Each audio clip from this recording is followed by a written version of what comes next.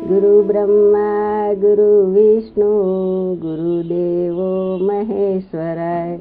ગુરુ સાક્ષાત પરબ્રહ્મા તસ્મૈ શ્રી ગુરુદેવ નમઃ.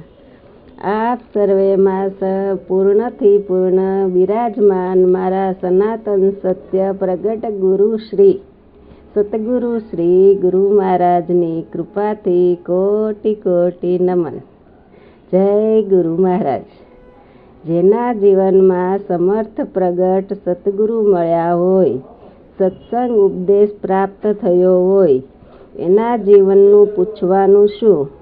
કેમ કે જે અનંત અનંત જન્મોથી જે ન હતું, નાશવંત હતું, નશ્વર હતું, મિથ્યા હતું, એને જ હું મારું માનીને ભટકતો રહ્યો.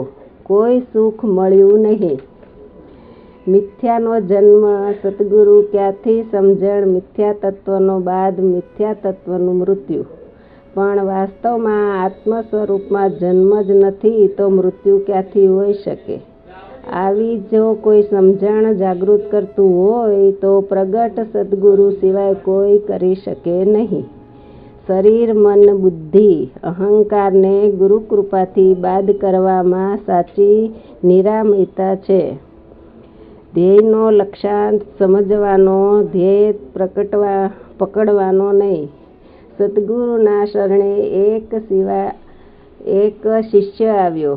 થોડો સમય સેવા કરી, સત્સંગ સાંભળ્યો, ઉપદેશ લીધો, પણ ઉપદેશમાં રહ્યો નહીં. શબ્દો પકડાઈ ગયા અને પોતાને જ્ઞાની સમજવા લાગ્યો.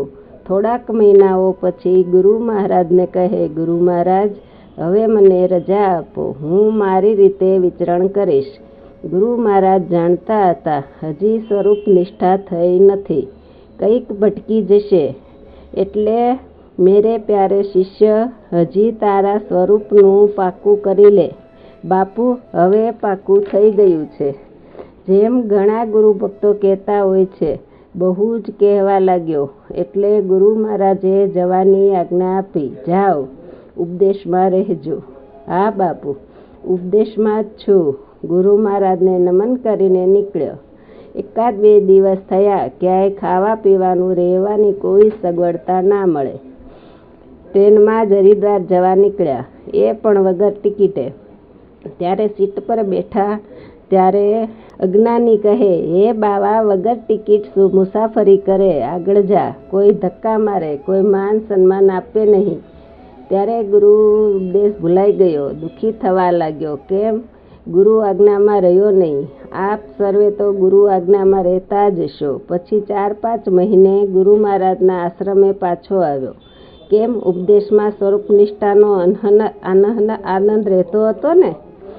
બાપુ, બહુ જ દુઃખ થતું હતું. કોઈ માન સન્માન કરતું ન હતું, પ્રસાદ પણ કોઈ આપતું ન હતું. મને બહુ જ ભેદ, ઈર્ષ્યા થતી હતી. જ્યારે આવું થતું ત્યારે તું ક્યાં હતો? શરીર ભાવ, મન ભાવ, એટલે આવું થાય જ. જો ઉપદેશમાં દ્રઢતા થઈ હોય તો તને થાય જ નહીં.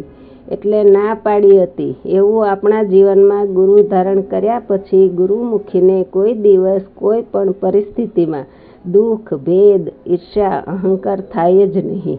તો હવે સદગુરુના સંગમાં રહો, ઉપદેશમાં રહો. સદગુરુ કૃપાથી હરપલ સ્વરૂપની અનુભૂતિમાં રહેવા થાય. સદગુરુ ગુલાબનાથ બાપુથી તેમજ મોજે દરિયા બાપુની અનહદ જાગૃતિના પ્રયાસથી હવે અખંડ સ્વરૂપમાં રહેવાય જ છે. બધાને સ્વરૂપમાં રહેવાય એ જ ગુરુ મહારાજને પ્રાર્થના. જય ગુરુ મહારાજ.